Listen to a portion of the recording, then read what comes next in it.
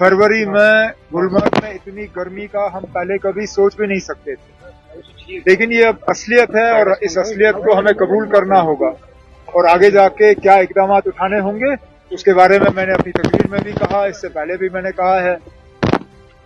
आप देखें दुनिया में आज कितने भी विंटर गेम्स होते हैं वो बिना आर्टिफिशियल स्नो के मुमकिन नहीं होते, और 1970s के बाद ये अब साबित हुआ है कि हर विंटर ओलंपिक्स में आर्टिफिशियल स्नो की जरूरत पड़ी।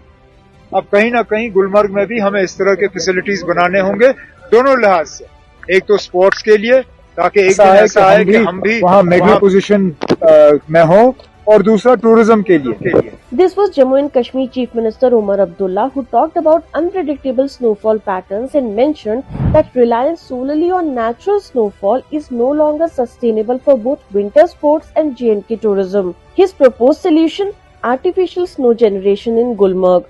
Kashmir just witnessed one of its most moderate winters on record. It is February 2026 and Gulmarg, one of Asia's most famous ski destinations, is seeing temperatures 9 to 11 degrees above normal for this time of year. The snowfall has been well below average, and this is not a one-off bad season. The pattern has been shifting for years. He further said that a day may come when we will not even be able to ski in Gulmarg, and that would be truly unfortunate. He also acknowledged the underlying concerns around artificial snow himself, saying he understands the issues around water and electricity usage, and those concerns are valid.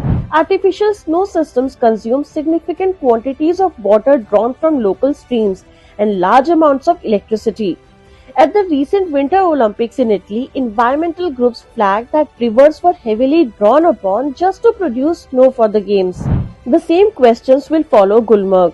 Adapting to climate change is necessary. Protecting the livelihoods of thousands of locals in Gulmarg? Absolutely necessary. But how long can we keep replacing natural resources with artificial ones?